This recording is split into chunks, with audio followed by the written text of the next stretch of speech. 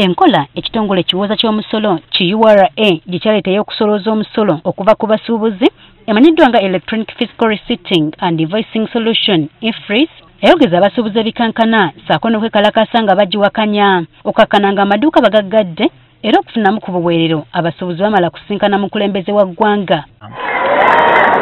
Bano okusinga baali bawakanya enkola eno nga bagamba nti kuba kubasolooza mirundi ebiri kyokka ng'asangibwa nga tagikozesa yali wakusasula engassi ng'eri waggulu. Kati olwaleero akulira ekitongole URA John Musinguzi bw'alabiseko mu kakiiko ka Paalamenti akalondoola ebyensimbi ategeeza nga bamaze ebbanga nga tebasolooza musolo gwa VAT nga bayita mu nkola ya EFRIS.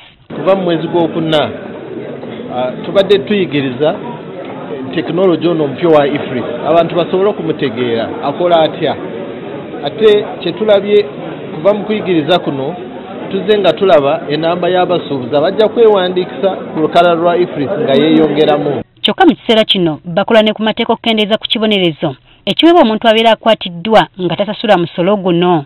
Yali penalty ya EFRIS nga bagamba miliyoni 6 nga bakute nga tosaziza EFRIS oluusi nga omusolo gw'obadde tosaziza buli mitwalo 10 kiwanvu nnyo.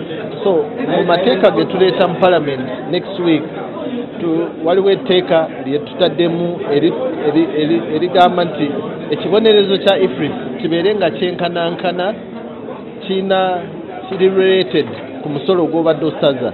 Bano bagamba nti omwaka gw'ebyensimbi gwe tulimu basobola okubanja abantu omusolo gwa buwumbi 431 era nga bazifuna. The total arrears recoveries were 1,612 billion, out of which domestic taxes were 1.564 trillion and customs was 48.33 billion.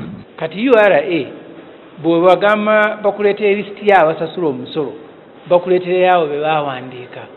Kyanjawulo okuwandiika nti olwaleero ssemujja omutaddeko kubanga mu Uganda mulimu omuntu n'agenda n'agula pikipiki ne bakuwa tiini namba osobole okusasula omusolo kati bo nga bateekako nti oyo omulimu. Kyokka bano bagamba nti omuwendo gw'abantu abasasula omusolo guno nagwo gweyongedde era nga kati omwaka gw'ebyensimbi ogujja bagenda kwongera essira ku kusomesa abantu okwamanyisa ku by'okuwa omusolo. Kubanga tugenze nga tulaba nti abangi tebawa musolo olw'obutategeera ate ekirala abangi babbibwa omugezaako okuwa omusolo nga wakati waliwo ba middlemen abeefuula nga gavumenti ababajjako omusolo ate ne batagutuusa gwonna.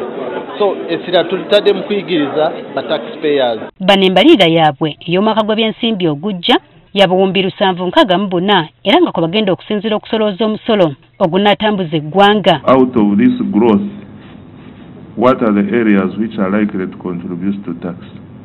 But we can provide an analysis because we have a department which is responsible for projecting the resource envelope.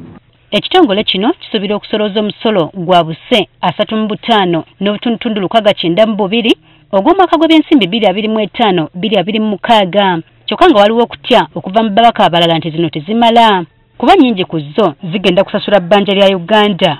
Jennifer Kabale agafeeyo ku Spark TV.